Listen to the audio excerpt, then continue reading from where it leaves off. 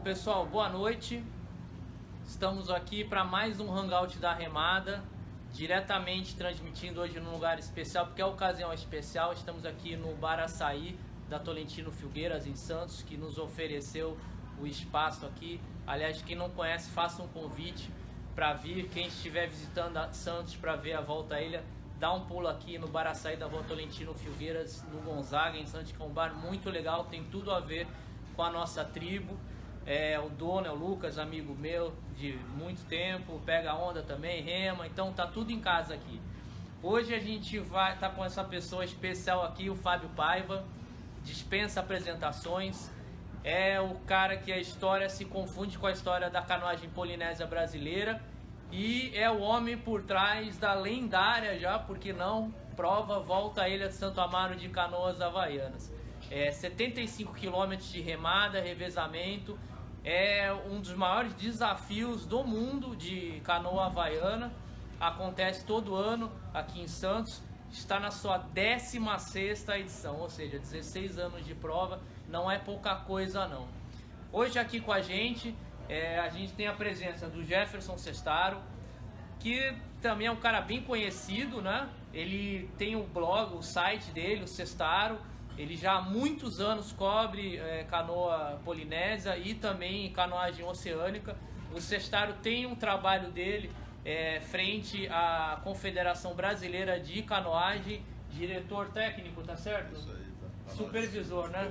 Supervisor da canoagem oceânica no Brasil. Ele está envolvido aí com todos os eventos. É um cara que conhece muito a história da canoagem, tanto polinésia como a canoagem oceânica. Aqui no nosso outro lado, a gente tem o Fábio Maradei. O Fábio Maradei, para quem não sabe, foi um cara que escreveu, acho que o primeiro livro sobre canoa havaiana no Brasil, né? 10 anos de sucesso. Esse livro, inclusive, tem ele online, você consegue ler. Ele é ricamente ilustrado também, com fotos do Ivan Sorte, que é um baita fotógrafo. Esse livro, assim, é a leitura obrigatória para quem quer saber mais sobre a história da canoagem polinésia. O Fábio, que é jornalista, ele é assessor, já foi assessor de imprensa de um monte de atleta, do Santos Futebol Clube, do Neymar, atualmente está trabalhando com o Gabriel Medina, entre outros aí. Bom, quem está no meio conhece o Fábio, não precisa nem falar muito, né? E por fim, mas não por menos, né? O nosso grande amigo João Castro também, que eu fiz questão de... agradeço muito a presença que está aqui. O João também é um cara pioneiro da canoa polinésia, da canoagem oceânica, aí vai trazer para esse hangout a visão não do jornalista, não somente do jornalista, mas a visão do organizador de evento, quem está do outro lado ali também. João, claro, todo mundo sabe, a alma do Aloha Spirit Festival, né? E ele veio aqui, agradeço muito, aceitou o convite para participar desse hangout com o mestre Fábio Paiva. Então, o hangout vai funcionar, a gente vai fazendo as perguntas em roda, né? Começa comigo, aí vai o Sestaro, o Maradei e o João, só para você não se perder aí de casa que está nos acompanhando. Eu vou começar então fazendo uma pergunta para o Fábio Paiva, só que para a gente ter uma noção de quem é o Fábio Paiva, porque muita gente associa o nome do Fábio Paiva à canoa havaiana, polinésia, não por acaso, né? Só de volta à ilha já são 16 anos, mas o Fábio, ele vem desde a canoagem, desde os primórdios da canoagem no Brasil. Ele, desde a década de 80, né, Fábio, tá aí nessa estrada de canoagem e foi campeão brasileiro. Ele ficou 14 anos invicto na canoagem. Então, assim, o cara é um monstro e às vezes a gente vê o Fábio e organizador de evento e se esquece do Fábio atleta. Então a minha primeira pergunta para você, Fábio, primeiramente muito obrigado, é uma honra ter você aqui participando do Hangout. E o que eu queria perguntar para o Fábio é o seguinte: com toda essa bagagem da canoa, né, canoagem oceânica, a canoagem, de repente a canoa havaiana entrou na tua vida e você virou sinônimo de canoa havaiana também, né? E eu queria que você contasse um pouquinho como foi o impacto da canoa havaiana, como isso transformou a tua vida, principalmente a canoa C6, né? Você remava ali individualmente, de repente essas canoas de 6 remadores. Como foi a entrada da canoa havaiana na tua vida? Legal, Lu. Em primeiro lugar, né, gostaria de agradecer o convite. Você parabenizar pelo grupo de excelência que você trouxe aqui hoje, né? São pessoas que eu respeito muito, cada um dentro do seu trabalho, de massificação ao esporte, né? Bom, eu venho de uma família de atletas. Meu pai e minha mãe foram campeões brasileiros de natação, então eu tive a felicidade de ter dois pais loucos que me levaram para esse mundo de aventura, né? Para você ter uma ideia, eu com 5 anos de idade, a minha irmã com 4, a gente fazia travessia nas costas deles, nadando travessias de 3 quilômetros, de um lugar para outro, de um lugar até uma ilha. Então, eu vivi nesse mundo de aventura com eles. E lógico, o fato deles quererem que eu me tornasse um nadador, isso acontece com qualquer pai, né? Querendo fazer o esporte que eles praticam. Mas eu não me identifiquei, não que eu gosto da natação e tudo mais, mas na época existia aí uma certa cobrança para que das pessoas que conheciam eles ainda, que o filho fosse, nossa, cara, o cara é um talento, e não era bem assim. Eu pratiquei karatê, dei aula de karatê, e numa contusão que eu tinha que ficar com a minha perna imobilizada durante uns 6 meses, eu conheci a canoagem. Assim, de repente comecei a experimentar e eu falei, cara, isso aí é um negócio incrível, porque te leva para a natureza, te leva para fazer essa troca, né? E essa troca de energia com a natureza é um negócio incrível, que contagia qualquer um. Aí nesse momento eu comecei a descobrir uma prova que ia ter em Santos, um festival brasileiro, e aí eu falei, eu vou entrar. E quando eu entrei, eu já vinha já com um preparo físico, já do polo aquático, eu estava fazendo polo aquático, do karatê, e treinando sozinho, né? E aí quando eu participei da prova, caramba, foi uma surpresa, eu ganhei. E aí foi uma surpresa para todo mundo, porque os cariocas eram fortes nessa época e falaram, poxa, caramba, de onde você surgiu, né? E aí dali em diante eu comecei a entrar em todas as provas, né? Fui o primeiro brasileiro a ganhar uma medalha internacional, fui no Campeonato Sul-Americano no Uruguai, e aí começou essa paixão incrível por esse esporte, né? Que, na realidade, quando você entra num caiaque, você acaba vestindo o caiaque, e o caiaque passa a ser uma extensão do seu corpo. Quando você descobre essa interação com a natureza e tudo, é um negócio que realmente não dá para parar mais, e é inexplicável. Começou a mudar totalmente o sentido da minha vida, eu comecei a ser um cara muito mais calmo, uma pessoa muito mais ligada a outros valores, né? As noções de valores. E aí, por incrível que pareça, eu estava concentrado, eu ia disputar um mundial dentro de um vulcão em Sanabria, na Espanha, e eu estava numa concentração e vi na TV, era a prova de Molokai. Cara, aquilo pra mim era uma loucura, porque quando você gosta muito de um esporte, o que você quer? Você quer levar teus amigos todos para lá. E eu senti uma dificuldade de levar os meus amigos, porque o que existia naquela época? Os caiaques cabinados, que eram chamados caiaques surfinhos, né? Então como é que você coloca um amigo, por exemplo, de 100 quilos dentro de um barco que a boca é desse tamanho? Então eu tinha essa dificuldade de colocar as pessoas, porque primeiro eles tinham medo de ficar preso dentro deles, né? A posição de você estar com o tronco a 90 graus, com a perna esticada, não é uma posição muito confortável. Então é muito complicado você levar os amigos para isso. Como eu vou ficar preso dentro disso? Não, eu tenho medo. Então era assim, um negócio, por incrível que pareça, era uma cultura náutica, não era difundida a cultura náutica, né? E aí quando eu olhei a prova, né, com a canoa havaiana, um monte de gente, eu falei, cara, é isso aí. Eu vou colocar, o primeiro sentimento que eu tive eu vou colocar os meus amigos juntos e sob minha proteção. E vamos brincar.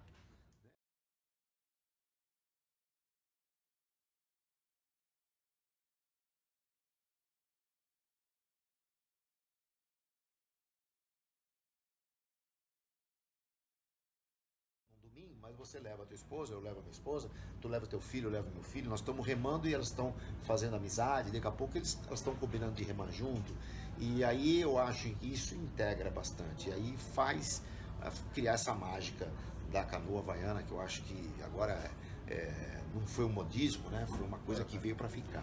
Legal, que bom. Então, só para finalizar esse tema, né, comparando aí com a Oceânica, eu acho que explicou bem, me deu uma boa percepção. E acho que até o cara da equipe lá que queira treinar sozinho pode ir para a canoagem oceânica para aprimorar um pouco seus movimentos e tal. E acho que as duas modalidades são irmãs, acho que tem que caminhar juntos, que é o que vai engrandecer eventos e diversas outras coisas aí que só traz benefícios para nós. Sabe o que acontece, César? Na hora, quando eu comecei a canoa havaiana, né, eu estava bem na canoagem, a gente sente um certo ciúmes, né? Então, agora o cara não quer mais saber da canoagem, agora o cara tá na canoa havaiana, e daí quando você vai pra canoagem, a mesma coisa com a canoa havaiana. E é que nem você falou, as coisas elas têm que andar paralelas, né? O stand-up, a canoa havaiana, o surf ski, quer dizer, cada um vai se identificar com alguma modalidade, e tá tudo na água, tudo no mesmo habitat, né? E Fabião, você falou que a canoa tá consolidada, né? Mas lá atrás, aquele primeiro evento que você citou agora há pouco, era um evento pequenininho, era de poucos metros, na ponta da praia ali, o pessoal já achava um grande desafio, mas naquela época, você chegou a imaginar que um dia você ter 38 canoas largando simultaneamente, uma prova com atletas de vários estados, pessoal vindo até de fora do país, você achou que nos seus sonhos de 38 canoas largando juntas? Não imaginava nem que pudesse chegar da forma que chegou, eu pudesse estar vivo para ver isso acontecer. É uma coisa assim, eu vejo, às vezes que eu passo na Avenida da Praia, eu vejo na ciclovia, bicicleta, pessoas com idade, com remo nas costas, quer dizer, você vê hoje, você vê qual é a modalidade que você consegue colocar na canoa, o pai, o avô, o neto, o filho, você não vê, e você pode praticar igual para igual, porque estamos literalmente no mesmo barco, e você consegue ter o teu avô que não rema tanto, mas de repente está lá e está andando na mesma velocidade, porque ele está dentro, né? Então você consegue interagir com família, com amigos. Eu realmente, assim, eu não imaginava, né? Eu digo assim, as coisas elas têm que ser colocadas com o coração. Primeira coisa que eu deslumbrei quando eu bati o olho na canoa havaiana, lá na Espanha, a primeira coisa que eu pensei naquele momento preciso trazer isso para o Brasil para que eu possa colocar os meus amigos e a gente ir curtir, a gente ir brindar. Esse foi o primeiro pensamento. Eu acho que se eu tivesse visto alguma coisa e falasse assim, cara, isso aí vai me dar dinheiro, com certeza não seria alguma modalidade, alguma atividade que hoje eu estaria fazendo que daria esse sucesso todo. Eu acho que a gente tem que se dedicar um pouco pela percepção, né? Que você coloca o coração, a emoção e fala assim, cara, isso é muito bom.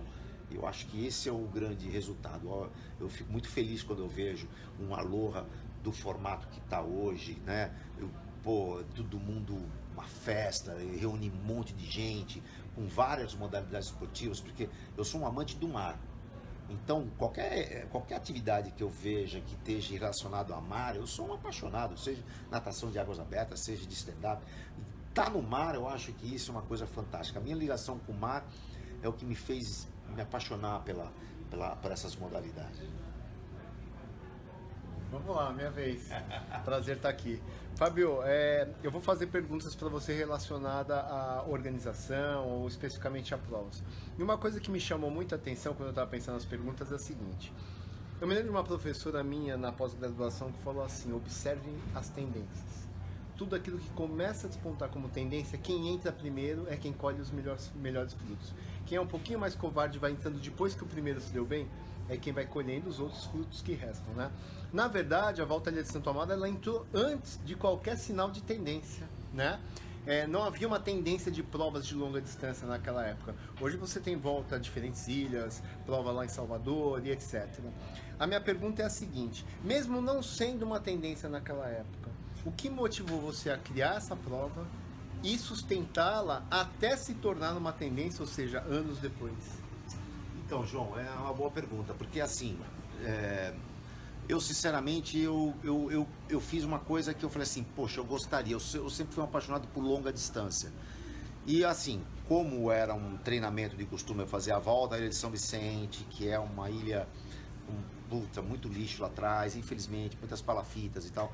E a volta a Santo Amaro, que é uma ilha vizinha nossa, né? Nós somos ilhéus, nós moramos numa ilha de São Vicente. Nós temos em frente a ilha de Santo Amaro, que é a ilha do Guarujá.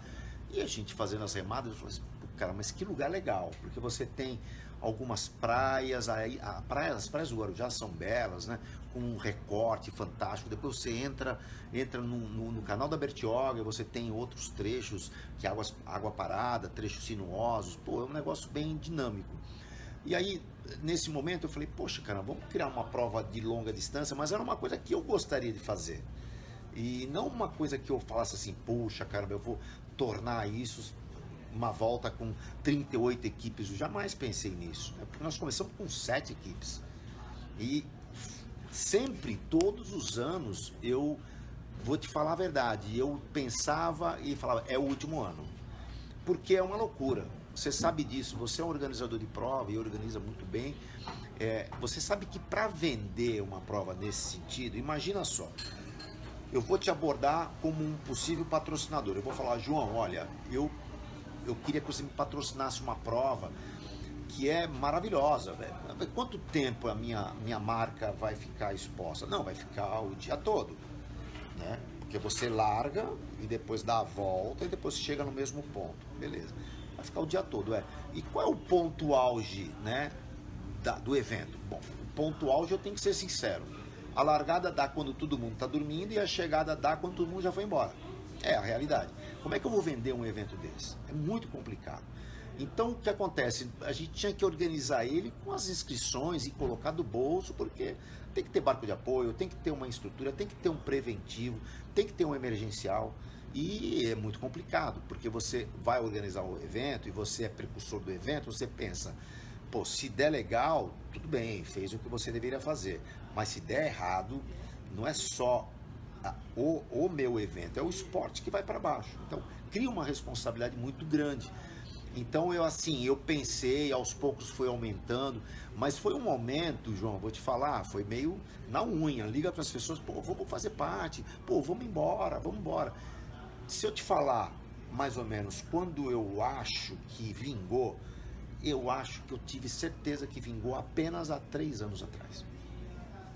Pensa que é muito tempo? Apenas há 3 anos atrás eu falei assim, eu acho que agora vingou. Que foi na faixa de 31 equipes, né? Que eu falei, agora vingou, porque o esforço foi diminuindo. O que eu acho que aconteceu o esporte muito novo, as pessoas novas, sem experiências, e criam medo da prova, por ser uma prova longa. Não, eu não estou ainda preparado para isso. Não, eu vou treinar porque o ano que vem eu vou participar.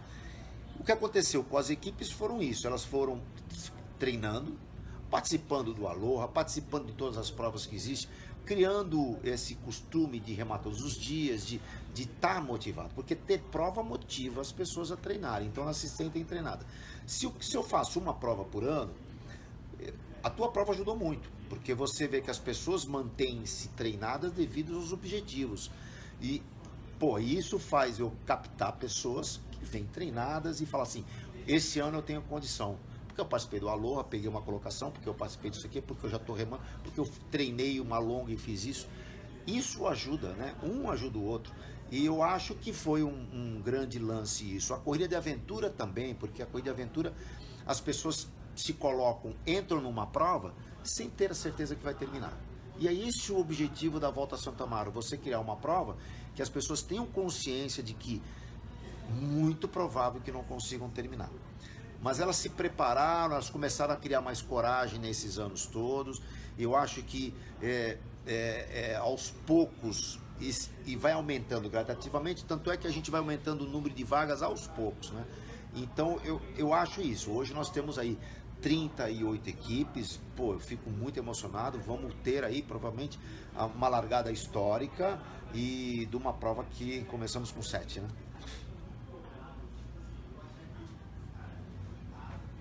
Pessoal, é o seguinte, a gente está tendo um probleminha técnico com a imagem que ela está na lateral.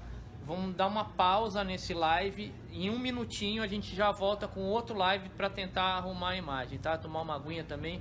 Vamos fazer uma pequena pausa agora para uma próxima rodada de perguntas e já vamos arrumar esse probleminha aí, tá? Então Não sai daí da nossa página no Facebook, que daqui a 1 minutinho a gente já volta, tá ok?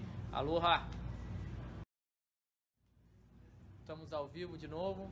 Pessoal, para gravação ao vivo é isso, né? Internet, infelizmente, a gente veio ontem aqui, fez um monte de teste, tá tudo perfeito, agora estamos tendo oscilações, né? Mas voltamos. Bom, tava conversando no bloco anterior com o Fábio Paiva, né? E pedi para ele que ele falasse de 2 aspectos desses 16 anos de volta à Ilha de Santo Amaro. Primeiro, eu queria que ele dissesse o que aconteceu, que ele falou nunca mais. Aí ele contou o episódio aí do barco, do navio que estava saindo do porto, bem na largada, que foi show de horror ali, mas graças a Deus não aconteceu nada de grave. E aí as lições que ele aprendeu com isso. Agora eu pergunto pro Fábio, né? Um episódio ao contrário, uma coisa que você se lembra que, putz, é isso, cara, que mais te marcou, assim, se é que dá pra pegar um episódio, né? Então, são vários, né? Mas eu vou dizer uma coisa pra você. Sabe uma coisa que aconteceu alguns anos atrás? Eu ia suprimir a categoria feminina. Porque eu não achava que ia vingar, porque é uma prova que depende de muita logística, de muita preparação, muita estratégia. No começo, assim, o uniforme não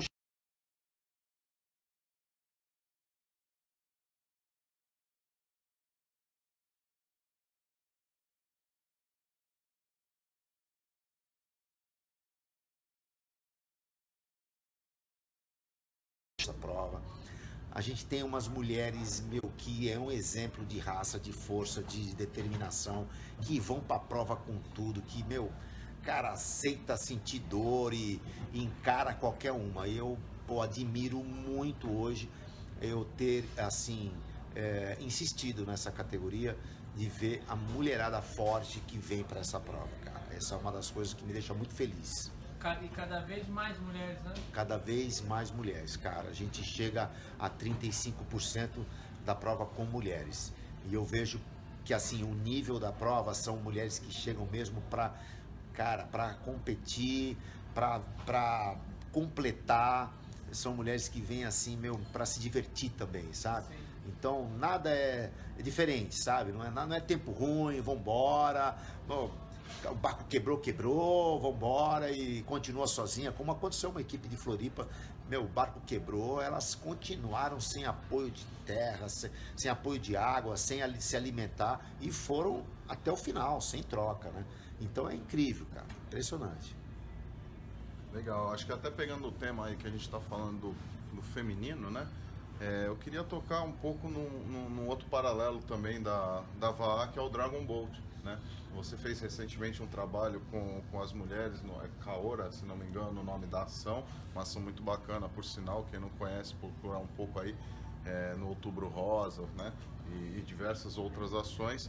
E aí a minha pergunta é nisso aí, né? Você sempre um passo ali à frente das tendências, do que a gente vai emplacar, né? No esporte canoagem, você trouxe o Dragon Boat para o Brasil, né? E no início, Santos, por ser uma região de mar, eu acho que, apesar de algumas tentativas, ainda não conseguiu emplacar. E eu queria saber de ti o que talvez falta para essa modalidade que hoje já está no nível mundial, dentro da Federação Internacional de Canoagem. O que a gente falta para conseguir, junto com a VAA, alavancar o Dragon Boat aí no Brasil como esporte? Então, Jefferson, assim, o Dragon Boat, engraçado, eu trouxe o Dragon Boat em 2009. O objetivo de trazer o Dragon Boat era, assim, a mesma coisa, o espírito da canoa havaiana. Eu falei, se com 6 pessoas é bom, com 22 deve ser ótimo, né? Então, para quem não conhece o Dragon Boat, é uma embarcação chinesa com 22 pessoas. Não tem, é mais larga, então tem 10 remadores de um lado, 10 remadores do outro, um de pé atrás no leme, dando a direção, e o outro na frente, voltado para todo o time, numa cadeira, um pouso mais alto, no tambor, dando ritmo. Quando eu vi isso, aliás, quem me citou, quem me falou sobre o Dragon Boat, cara, foi um técnico que eu admiro muito, que teve no Brasil, que é o Xiswap, que é um técnico de canoagem olímpica, e fiz muita amizade com ele. Ele falou, Fábio, cara, é uma tendência lá fora, o Dragon Boat é uma coisa que está crescendo, um dos esportes náuticos que mais cresce, e ninguém conhece no Brasil. Eu fiquei com isso na cabeça, comecei a olhar, a tentar procurar um pouco mais sobre isso. E a gente estava até pensando em trazer junto. Infelizmente ele saiu do Brasil, né? Foi para outro país. E eu acabei trazendo de novo. E acabei trazendo 3 Dragon Boats meus. E, cara, sem saber se era um esporte que ia ser bom para nós, né? Eu falei com o pessoal lá, falei, mas como é que tá? Como é que é a prova aí? Não, aqui eu tô vendo uma prova de Dragon Boat, como é que é? É mexido? É mexido, tem bastante vento. Cara, era mexido nada, né? Então, quando eu trouxe para cá, eu coloquei no mar, a gente fez aí o primeiro lançamento no Brasil, né, Marada, de Dragon Boat, e foi legal, porque a sorte também sempre me acompanha, graças a Deus. O mar estava liso aquele dia, a gente colocou, sei lá, 28 equipes, um negócio bem interessante. Mas não é um esporte para mar. Mas veja bem, o Brasil, cara, ele é um lugar, cara, que você olha a condição hidrográfica do país, ela é excelente, cara. Tem lagos, tem rios parados, você tem lagos dentro de uma cidade, quer dizer... Então eu acho que o Dragon Boat ele vai entrar nesse sentido de entrar nessas competições de água parada, porque por incrível que pareça, assim, o Dragon Boat é a única embarcação que não foi criada por uma necessidade. Todas as embarcações foram criadas por uma necessidade da caça, da pesca, e o Dragon Boat ele foi criado exclusivamente por ser festivo. É uma embarcação festiva e é muito legal, por isso que ela é a oficial do câncer de mama, né? Então eu acredito muito nela, vamos ver. Bom, que esteja num período de incubação e que cada vez mais alavanque, principalmente com as ações sociais aí, que eu acho que é muito, muito legal. Beleza, até uma novidade eu vou contar agora. Opa, uma novidade agora conseguimos nova, um spoiler, já né? que você Breaking falou. news. Opa! Não, nova, ninguém sabe ainda. Nós estamos desenvolvendo um Dragon Boat mais para mar agora. Olha aí, né? que legal. Então, dentro de um mês deve estar chegando Pô, o primeiro, show de bola. que a gente fez um alinhamento lá em Paulo Afonso com um amigo italiano que também já praticava Dragon Boat, e eu achei muito interessante porque ele nacionalizou o Dragon Boat e a gente deu uma melhorada agora, que é o Carranca Boat, cara. Olha aí, tá vendo? Agora Então, eu falei no começo, o Fábio é um cara que tá sempre um passo à frente aí nas tendências, não estava errado. Já. Legal, que bom, obrigado por compartilhar. Fabião, voltando agora para a disputa de sábado agora. Você falou agora há pouco tem muita gente que vem para a prova, não conhece o que é a prova, não sabe se vai terminar, tem muita gente nova fazendo, não tinha como não ser 38 canoas largando, e isso acaba incentivando muita gente nova a participar. A gente sabe que a gente vai ter cerca de 700 pessoas no mar, entre atletas, apoio, comissão técnica, tudo envolvido. Questão de segurança. Mas o que você planejou para uma prova desse porte, 700 pessoas no mar, um bloco um bem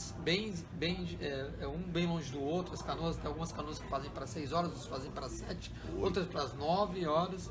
Como é que você planejou? Tem o corte, tem os barcos de apoio, como é que é a questão de segurança da prova para quem não conhece? Marada, eu acho que você lembra bem de uma prova que a gente organizou lá na Barra do Una, que a gente teve que abortar a prova, né? Porque existia uma previsão que ia virar ao mar à noite, e essa previsão entrou no meio da prova. E aí o que acontece? A gente estava com todos os planos das pessoas de resgates, assim, dentro das embarcações, pronto para sinalizar qualquer situação. E daí o que acontece? Estava começando a entrar, a primeira coisa que aí eu falei, acaba a prova. E aí todos os barcos que estavam lá sinalizaram para as embarcações que estavam, vambora, parta para o plano de fuga. O que é plano de fuga? Plano de fuga é a um lugar onde você consiga entrar em terra, onde você consiga ter segurança. Entrar em terra e você consiga ter resgate, isso por terra também. Então a prova, ela é toda mapeada. Eu acho a característica da ilha, da Volta à Ilha, ela é interessante porque ela tem grandes baías, né? O que me preocupa numa prova são costeiras. Quando você tem costeira, você tem muita ação do backwash, que seria a ondulação batendo na pedra e voltando. Isso cria um certo desconforto na navegação, que é onde as pessoas viram, onde as pessoas desequilibram a canoa. Então, a prova, a característica dela na parte de mar não abrigado, que é a parte de mar mais aberto, que é a parte onde a gente chama de mar bravo, são umas 4 pontas interessantes. Nós temos a Ponta Grossa, a ponta do Monduba, temos uma ponta das Galhetas, depois temos já uma outra ponta já virando para perto da Ilha do Maracujá, já virando para o canal da Bertioga. Entrou no canal da Bertioga, acabou.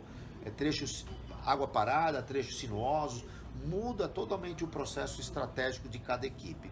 Então, nesse trecho, nós mapeamos planos de fuga.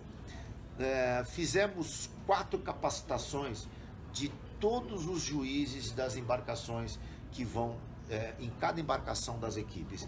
Nesse sentido, eles estão preparados, não é para ficar punindo, fiscalizando, porque não é o perfil desse pessoal que vem para cá, do remador, tentar enganar para poder se dar bem, nada disso.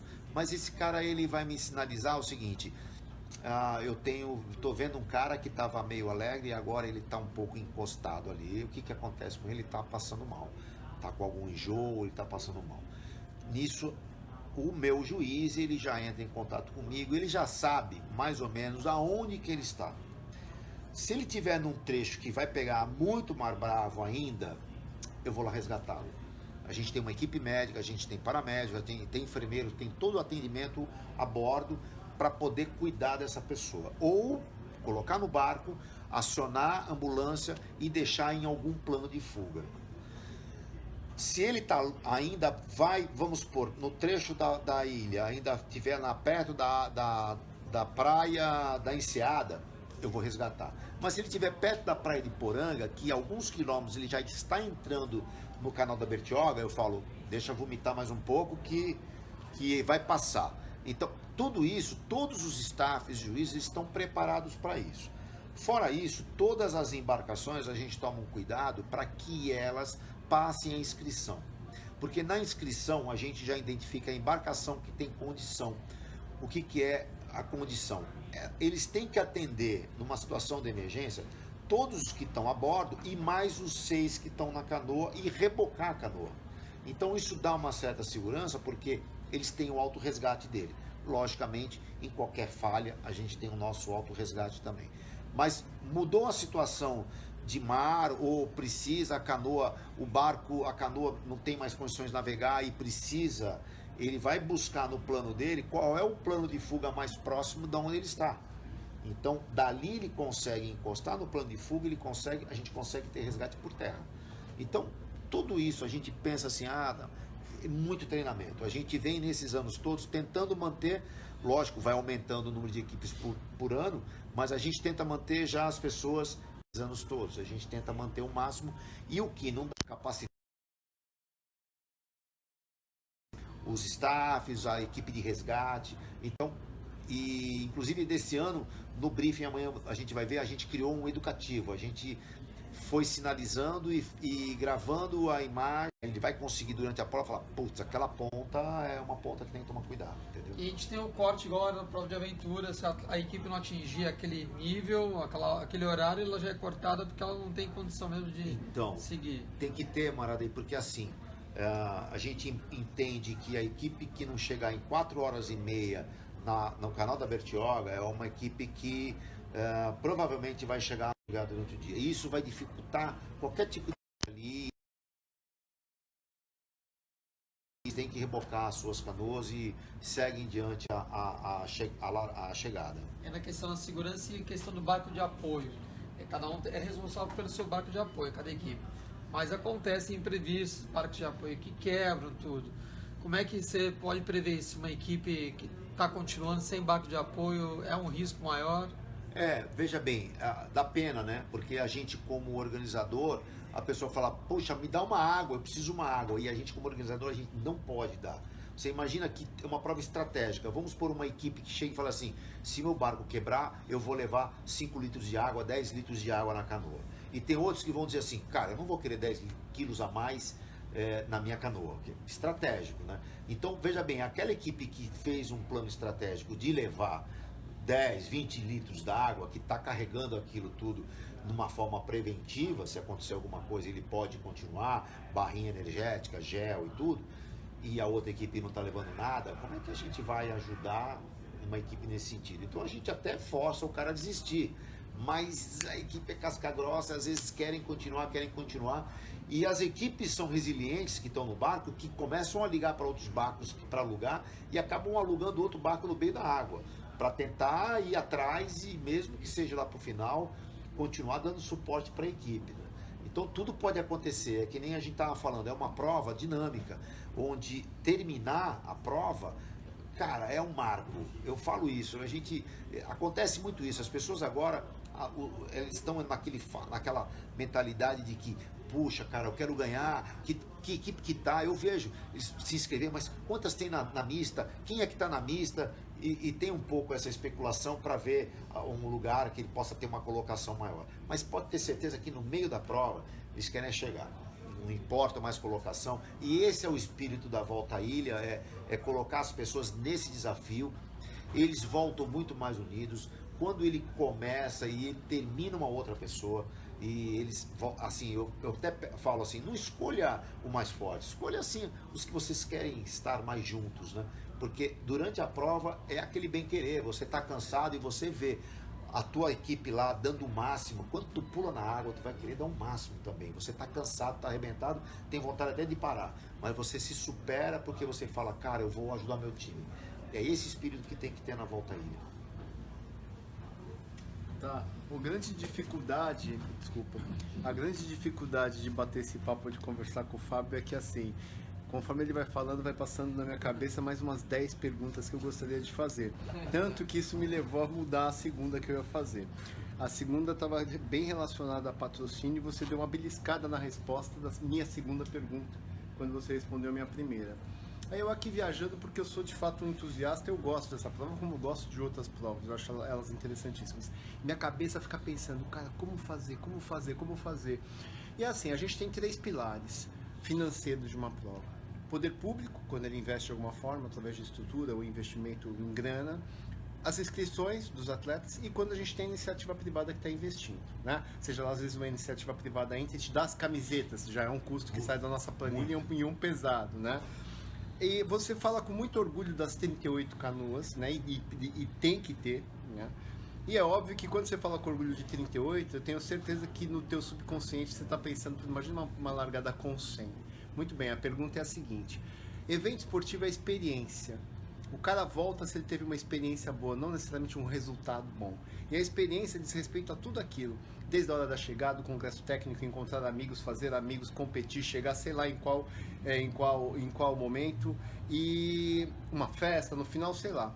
Fábio, com a dificuldade que a gente sabe que existe hoje no Brasil de captar patrocínio, e você bem falou, que é uma prova que ela larga na hora que o pessoal está chegando na praia e volta quando todo mundo já foi embora, eu sei que cobrar de você uma pergunta assim, o que fazer, é difícil, porque é uma coisa que a gente tem que pensar bastante. Mas você pensa sobre isso? Porque imagina a Volta à Ilha de Santo Amaro, eu fiz 2 anos, a gente estava conversando lá embaixo, se eu pudesse mecanismo, alguma solução para de repente trazer maiores investimentos, seja de qualquer um desses 3 pilares, para continuar engrandecendo a prova, ou seja, fixando aqueles que estão tendo uma boa experiência, que todos os anos voltam, e trazendo novatos para que cada vez tenham mais canoas na água.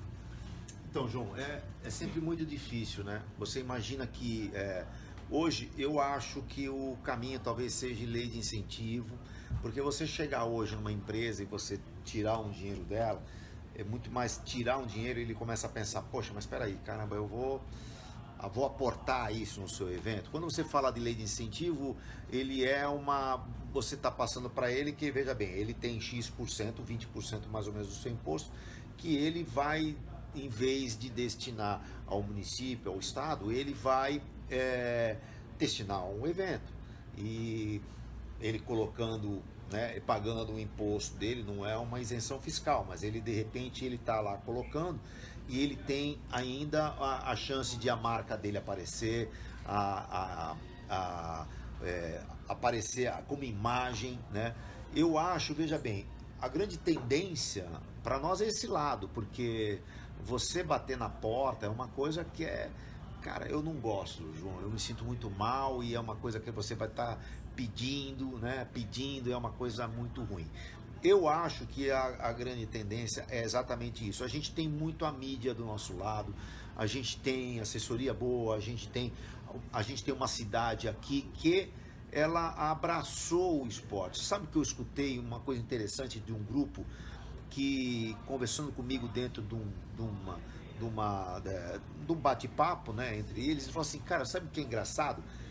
Que a gente vai para aí, ela tem uma energia legal essa prova, que assim, não é o Fábio Paiva, não é a Canoa Brasil, não é assim, cara, é um monte de gente envolvido querendo que aquilo dê certo, é uma cidade envolvida querendo que dê certo. Nós temos hoje o Dia da Canoa Havaiana em Santos, é o primeiro município a criar isso como projeto de lei, né? Então eu acho que em cima desses resultados de conteúdo e tudo mais, a gente vai chegar a um momento onde, sabe, a gente consegue expor de uma forma muito mais tranquila em termos de entrega para um patrocinador que vai entrar dentro de uma lei de incentivo. Lógico que a gente está meio aprendendo isso, você está envolvido também nessa, a gente está meio aprendendo isso, mas eu pretendo conhecer melhor para que a gente possa evoluir nesse sentido de grandeza do evento, porque lógico, a gente não consegue hoje ficar naquela dúvida, como você falou, pô, só camiseta, puta, a gente tinha um patrocínio de camiseta, esse ano o cara não deu, pô, cara, 20 e poucos mil reais de camiseta, tu fala, meu Deus do céu, né?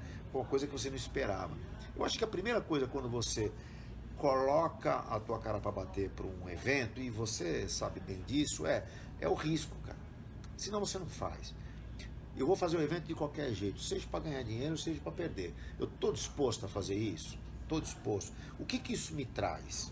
Dinheiro na realização pessoal então, cara, já valeu, né? Já valeu. Como realização pessoal, você vê as pessoas ficarem felizes de ver, de completar, você vê a emoção que as pessoas na chegada eles se abraçam, choram, se emocionam de ter completado. Isso te dá a força de você falar assim, o ano que vem vamos de novo. Mas nessa semana, mais ou menos, toda a semana que antecede o evento, eu estou dizendo que é a última, entendeu? Porque é muito complicado, você sabe disso. Mas quando chega nesse momento do evento, da realização e tal, a gente já está pensando no próximo, né? Então eu acho que o organizador, como nós estamos conversando lá antes de começar, e trocando uma boa ideia, poucas vezes a gente tem essa oportunidade, né, João? Dois organizadores e tal, e estavam falando. É exatamente isso. As pessoas não imaginam o que a gente corre atrás para que isso tudo dê certo, né? Então eu acho que o grande lado mesmo, vender uma prova dessa, uma prova de grande distância que não é dentro de uma arena, onde o público interage, eu acho que assim, onde eu posso melhorar o próximo ano, fazer uma transmissão ao vivo, com um telão na praia, que eu possa interagir com as pessoas, com o público na areia. Então, apesar dela ser fora, eu poder ter uma integração melhor em arena, tentar atrair outras modalidades, porque você vê só, eu tenho uma arena montada, eu gasto uma grana violenta para montar aquela arena, com tenda, com pote, com som, com DJ, com locutor, e largou a prova, só no final da tarde eu vou usar. Então esse ano eu trouxe uma natação de águas abertas para eles fazerem lá, a prefeitura chega e faz lá com tudo pronto. Por que eu não posso trazer uma prova de stand-up? Por que eu não posso trazer um beach tênis? Por que eu não posso trazer um frescobol? Eu acho que o próximo ano, o que eu penso é trabalhar um pouco mais esse lado, de a gente interagir com o público, até mesmo, quem sabe colocar umas 2, 3 canoas para você liberar para o público experimentar a modalidade, quer dizer, a gente fomentar o esporte através disso, né? Que você atrai ele para experimentar e ele pode ficar um apaixonado como nós todos somos, né? Bom, pessoal, a gente vai entrar agora na última rodada de perguntas, né? Eu sei que o papo é interessante e com esse timaço aqui, se deixar a gente vira a madrugada, mas não dá, né? A proposta era fazer o programa dentro de 1 hora, já até vamos estourar o prazo planejado. E vamos começar a última rodada de perguntas. E quando eu comecei a falar com o Fábio dessa edição da ilha, ele estava comentando comigo que essa vai ser uma edição especial, né? Tem alguns detalhes aí que você está preparando em relação a fotos, em comemoração. Queria abrir o espaço para você comentar um pouquinho sobre isso. O que você tá armando aí para essa volta? Então, Lu, todo ano a gente acaba tendo uma percepção, né, cara? A gente começa a imaginar algumas coisas e a gente sonha com essa prova o tempo todo e algumas ideias surgem, né? Então, veja bem, uma das coisas que a gente estava falando agora mesmo sobre esse negócio, eu consegui aprovar o livro da Volta à Ilha dentro da lei de incentivo, né? Isso quer dizer que vai sair, porque agora é uma nova luta, é a captação, né? mas eu consegui esse livro e eu acho que é uma coisa interessante. Porque essa prova, eu acredito que por ela ser a prova que vai ter maior número de participantes, um negócio histórico, com certeza vai criar maior conteúdo de imagens para a gente poder utilizar no livro. Lógico que as fotos lá do início, onde nós tínhamos 6, 7 canoas, onde, né, Maradeu usava aquela sunga asa delta. Então, lógico que a gente vai colocar isso também.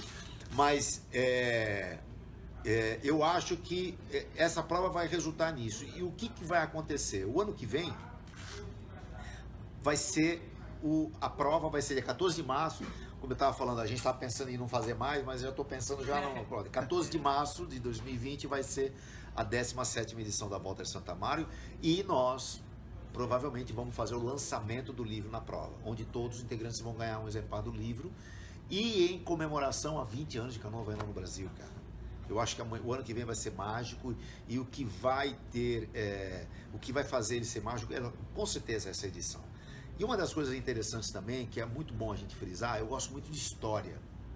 Eu acho que a história não pode ser perdida, né? As pessoas não podem, daqui a um tempo, ninguém mais sabe quem é um, quem é outro e tudo, mas eu acho que é legal as pessoas novas saberem exatamente o que aconteceu, quem abriu o mato lá atrás para a gente estar aqui, né? E esse ano, lógico, a gente tem os homenageados comuns, né, que é o prefeito, o secretário de esporte e tal, mas tem um homenageado que eu tive um insight e eu acho muito interessante. O nome dele é Henrique Cacilhas. Em Santos, esse cara, ele é um senhor. Em Santos, esse cara, ele é uma pessoa que foi muito importante. Ele criou o Centro Brasileiro de Náutica numa época onde a gente não sabia nada de cultura náutica e ele é um cara que introduziu o Centro Brasileiro. É muito difícil você falar em vela na região e você não lembrar dessa pessoa. É muito difícil você falar para uma pessoa que tirou carta de arraiz e tal, não ter feito curso com ele, entendeu? Então, é uma pessoa, eu vou dizer para você, eu me arrisco a dizer que talvez a primeira prova de canoagem oceânica foi ele que organizou no Brasil. Me arrisco a dizer isso. Porém, eu digo para você, com certeza, na região foi a primeira. Foi a primeira prova que eu fiz. E eu fiquei pensando, se esse cara não tivesse feito essa prova, será que eu estaria aqui? Quantas pessoas passaram a remar depois do Aloha? Quantas pessoas participaram da minha prova? Você está entendendo como as coisas vão se conectando? O cara que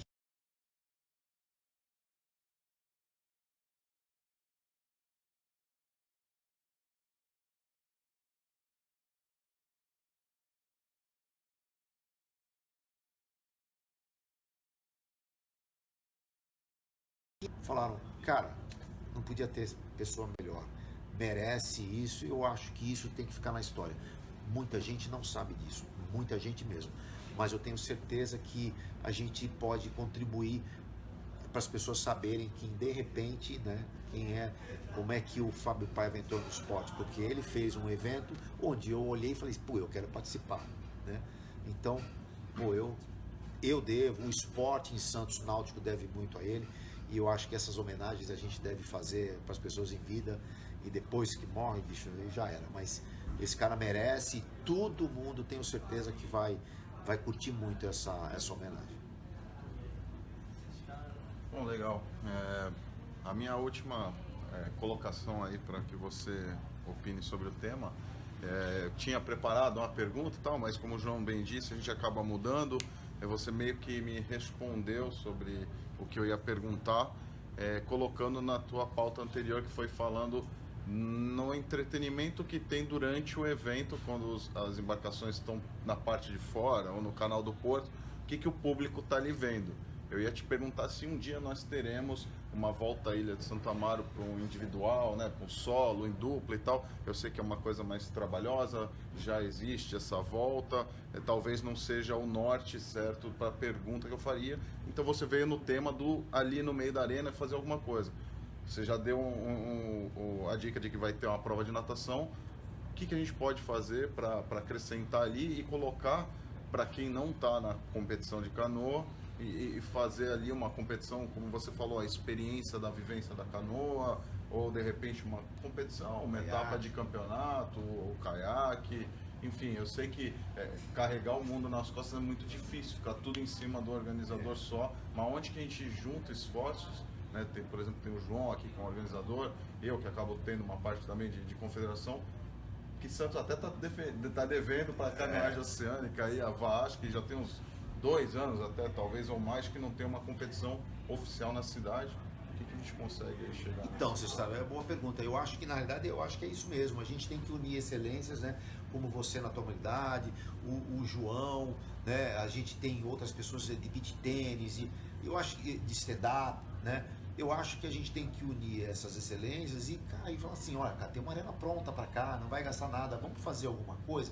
Não um evento de, mas podemos fazer, sabe o quê? A base. Podemos fazer uma prova de estreantes, uma prova mais gincana, alguma coisa que você motive, não seja uma coisa que requer uma organização assim impecável, né? Porque o atleta depois de um certo tempo ele é mais exigente, mas uma coisa mais fã, eu acho que é uma coisa interessante, porque você atrai o público, um entretenimento para quem vai estar na areia, né? As vivências, né? Eu acho que isso vai ser interessante. Até também respondo para você sobre aquela de você falar de criar uma individual e tal. Eu, por enquanto, não me arrisco, porque a Molokai tem a individual, mas tem um Scott Boat, tem um barco de acompanhamento para cada barco. Você imagina o custo que é para isso, porque você tem que ter isso. Você não pode ter 50 barcos para fazer, você colocar 4 barcos de apoio, porque a hora que der problema, dá para todo mundo. E você tem que ajudar todo mundo. Então você tem que ter 40 pessoas na água, você tem que ter 40 embarcações para ajudar, por isso que Molokai é tradicional e é cara, porque você cria um plano de resgate dentro de um barco para cada atleta. Tá tudo tranquilo, então é fácil fazer. Mas será que é um momento onde o atleta vai investir uma grana dessa num barco que vai pagar R$3.500 para acompanhar para uma pessoa? É difícil. Para 9 já é complicado dividir isso tudo. Então eu acho ainda que não é o momento. Pode ser que lá na frente a gente deslumbre isso e sinalize um norte para a gente que fala, pô, agora é a hora. Mas eu não vejo isso como uma prova que eu vou organizar. Eu acho que essas de arenas, onde você atrai o público, você faz interagir, né? Eu acho que é a melhor situação para a gente criar a volta a Santo Amaro, ela mais, né, com as dinâmicas de telão na praia, um telão de LED, onde você pode parar em algum momento e dizer, olha a situação que tá, cria umas imagens, né? Não, eu já fiz essa volta acompanhando a volta de canoa sozinho, é quase que desumano, e foram 77 quilômetros. Eu imagino um cara que já remou 24 horas fazendo 2 vezes essa volta, então assim, é complicado. Entendo a resposta. Bom, vamos lá, Fabião, voltando à disputa também, até onde você acha que pode chegar esse recorde? Recorde de tempo, eu digo. Você acha que os atletas, essa volta, nessa edição, você acha, dependendo de uma condição perfeita, pode ser baixado de novo esse recorde? O que você espera pelas equipes que estão aí? Eu vi que a Brucutus está voltando com atletas da primeira geração, de 2004, uma galera antiga que está voltando, e isso resgatou atletas da antiga, que estão todos preparados. Tem uma equipe em Santos, tem pessoal, os chilenos não acredito muito, porque eles nunca competiram mais do que 24 quilômetros e nunca fizeram muitas trocas, então eles vão chegar aí para aprender. Mas você acha que dá para as equipes que estão aí para brigar, para baixar tempo? Como é que você está vendo isso? Não, eu vejo isso assim, conforme as equipes vão fazendo as edições, elas vão criando mais experiências e vão criando as suas estratégias com mais facilidade, né? Porque a primeira vez que você faz a volta é meio confuso, você não consegue entender direito, então você vê que tem canoa que às vezes começa a remar no baixio e ela começa a perder velocidade, você vê às vezes que o barco atola, quer dizer, então são situações que eles, com a experiência, eles vão começando a aprender, o próximo ano eu vou não sei o que, o próximo ano eu tenho que ter um barco, o próximo ano eu não posso fazer a troca antes da curva sinuosa. Lógico, você vai fazer a troca antes da curva sinuosa, a canoa tangencia e faz a curva cotovelo, e o barco tem que ir lá para o outro lado, quer dizer, então, aí o barco vai, recolhe os 3 na água, quando ele vai para o outro lado, ele já não consegue mais pegar a canoa de acordo com a motorização que ele tem. Então, às vezes, você tem essas coisas acontecendo e as pessoas vão entendendo que, eu preciso ter um barco um pouquinho mais veloz, eu preciso ter um marinheiro que entenda um pouco mais, eu preciso ter um cara no meu barco, um staff que ele consiga entender.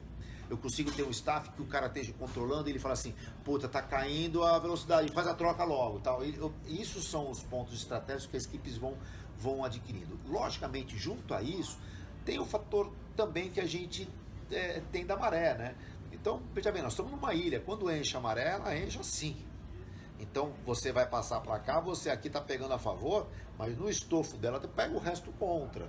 Então, como é que é essa influência? Amplitude de maré dia de amplitude de maré muito alta, né? Tem muito vento naquele dia, porque a canoa ela é área vélica, ela está mais projetada para fora da água do que para dentro da água. Então, às vezes, o vento ele influencia muito mais do que a corrente.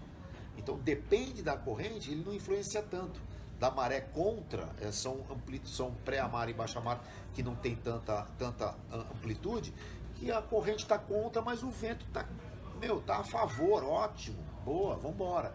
Então, acontece, então, eu falo o fator sorte. Essa prova, ela é uma prova que esse ano talvez vai favorecer um pouco. As equipes rápidas vão entrar com ela ainda um pouco na enchente. E no estofo vão pegar ela vazando até aqui. Agora depende do vento também. Então pode ser que nessa prova a gente tenha aí alguma quebra de recorde que vai ajudar em termos da condição, né? Na condição de maré, né? Agora, lógico, condição física e todos estarem bem. Às vezes tem pessoas fortes pra caramba, mas um passou mal. Então existe isso. Eu acho assim, a SAMU bateu um recorde muito violento, né, cara? Eu acho que vamos torcer para que a gente consiga cada vez mais as equipes se aperfeiçoando no evento, criando suas estratégias com mais experiência, né? Criando um time mais coeso. Eu acredito que aos poucos a gente vai baixando um pouco, sim. Fábio, me fala uma coisa, em que momento você acha, de antecedência à prova, que as equipes vão se formando e vão se montando? Afinal de contas, as equipes de OC6, aquelas que vão para campeonatos, né, brasileiro, Aloha, outros tantos, elas já são equipes pré-formadas, né, que treinam juntos, etc e tal, a sua maioria para buscar bons resultados. Aqui ele tem que colocar mais 3, né? E é óbvio que você vai ter então aí equipes competitivas e equipes festivas, né? Eu tô te fazendo essa pergunta porque eu vi um live ou uma fala sua na internet onde você fala assim: parabéns atletas, vocês já passaram pela primeira e talvez a mais difícil etapa, que eu entendo que seja isso, né? Em que momento a prova começa a ser vendida ou começa a ser anunciada? E em que momento você acha que os atletas começam a se preparar para essa prova? Se é quando ela começa a ser ativada por você, né? E quanto tempo antes você acha ou você aconselharia que as equipes, terminou esse ano, poxa, vamos fazer o ano que vem? Vamos. Já deveriam começar a se estruturar, porque financeiramente, obviamente, com todos esses detalhes, caprichos da prova, estudo, né? De aonde fazer a melhor troca, por onde passar, onde está o baixo, quer dizer, tem tanta coisa. Em que momento você aconselharia que o atleta deve começar a formar a sua própria equipe, os atletas, né? E fazer um estudo da competição para ter um bom resultado, seja ele de pódio ou seja ele de experiência, de diversão? Então, João, na realidade, assim, eu acredito que é uma dificuldade. Por isso que eu digo, quando a pessoa está na largada, quando a gente estiver na largada, eu digo com muita clareza que as equipes completaram 70% da prova, porque exatamente como você falou, você para ter 9 você vai desmantelar alguma equipe, com certeza isso vai acontecer. Quer dizer, eu acredito assim, o que vai fazer a gente ter aí é um comprometimento individual. Eu vou te dar um exemplo do rafting. Eu fui para Mundial de Rafting, a gente ganhou 4 anos do Campeonato Brasileiro de Rafting e nós ficamos em medalha de prata nos Jogos Mundiais da Natureza. O que me surpreendeu foi a Eslovênia, porque tem a prova de slalom, onde você tem as balizas e você sobe a baliza vermelha, desce na verde e tal, e você faz uma manobra na prova de slalom. E quando eu via a Eslovênia competir, eu falava assim, cara, isso aí é uma maestria, cara. Os caras estão totalmente engrenados, os movimentos e tal, e faz a curva e tal. É um negócio, um conjunto tão perfeito que você fala, e um treinamento assim perfeito. E me surpreendeu, e o que eu fui perguntar para eles? Quantas vezes vocês treinam junto por semana? Sabe o cara me respondeu? A gente se encontra 2 vezes por ano. Por quê? Porque existe um comprometimento individual muito grande. quando a gente faz um grupo de OC6 aqui, o que pode muito acontecer é falar assim, puta, tá chovendo, puta, vou sair para treinar sozinho, puta, a prova vai ser só tal dia, putz, cara, aí nós somos em 6, não é hoje que vai fazer a diferença. Isso é a nossa cabeça. Uma cabeça de atleta de alto nível, ele vai dizer, não, cara, eu vou fazer diferença. Porque eu tenho certeza que todos os meus grupos, do meu grupo, está treinando forte todos os dias, da forma que nós nos comprometemos. Eu acho que a hora que essa consciência, ela cair, isso na real, dentro do time, eu acho que fica muito mais fácil montar 9, né? E desde que os 9 tenham esse comprometimento individual, seja lá onde ele estiver.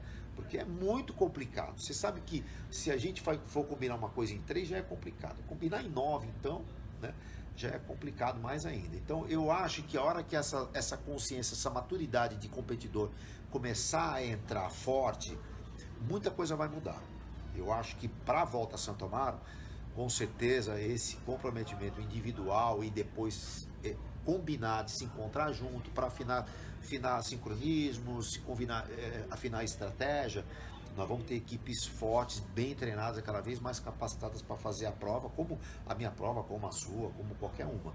Mas eu acredito assim que uns 4 meses assim, você já focado na prova, eu acho que desde que tenha mantido um treinamento individual, com provas, com os seus desafios próprios, eu acho que é um bom mês. Mas infelizmente a gente nota que fica um catacata meio em cima da prova ainda. A gente nota um pouco isso, né?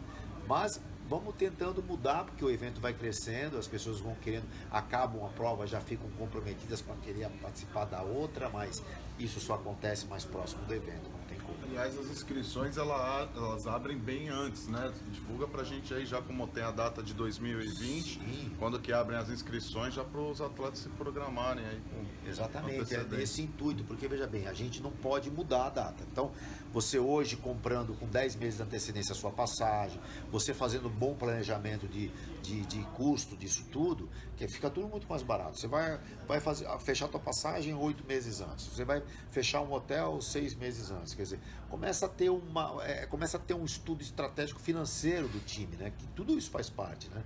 Então é exatamente isso. Eu acho que as coisas vão se aperfeiçoando. Eu acho que isso está acontecendo um pouco, né? Com a volta a Santo Amaro. As pessoas estão começando a se articular melhor, a ficarem mais engajadas dentro da proposta de vir aqui e fazer o melhor possível, né? Muito bem. Com essa rodada aí de perguntas, então a gente termina esse live, esse hangout da remada, que foi especial sobre a volta à Ilha de Santo Amaro. Quero fazer um convite aqui para quem está nos assistindo, que não for competir, mas para conferir a prova. A largada vai ser às 8 horas da manhã desse sábado, ali da Praia da Aparecida, em Santos. E a chegada, as primeiras canoas, por volta de 2h30 da tarde. Acredito. 2 horas. 2 horas, né? Se largar às 8, 2 da tarde, acho que a primeira já está lá. Então, olha aí, tá feito o convite.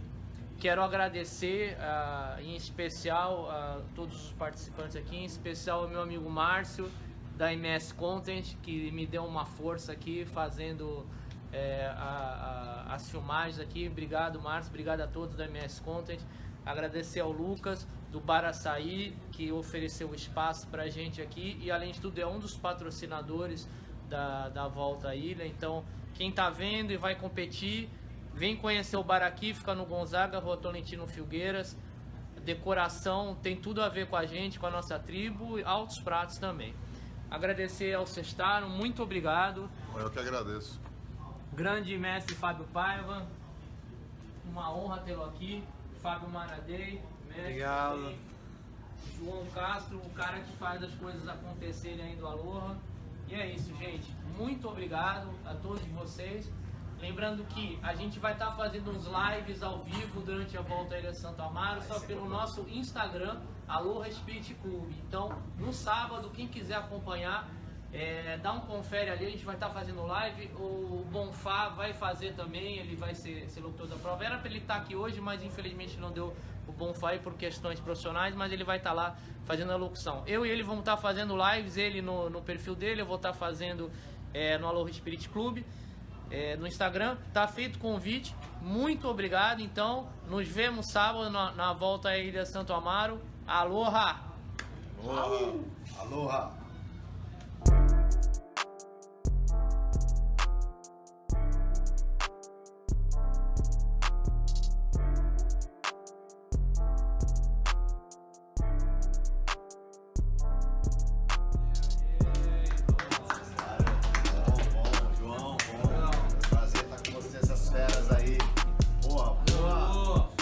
Criação, Lu, de trazer essas feras aí, hein? Caramba, dá pra ficar aí 4 horas. Se deixar, assunto aqui Não, é legal, né, cara? Porque assim, o bate-papo é legal. Eu fico imaginando o dia ligar uma câmera duas assim, sentar uma galera assim que tem conteúdo, né? E ficar tomando uma cerveja ou um café e tá falando. Aí pega esse vídeo e dá uma editada, pô. Sim. Se a gente for lembrar das histórias das voltas. Você tem 15 minutos com esse aqui já, meu. A primeira volta a gente não nada como é que ia acontecer. A gente foi na raça. Nem imaginava. Nem o organizador imaginava.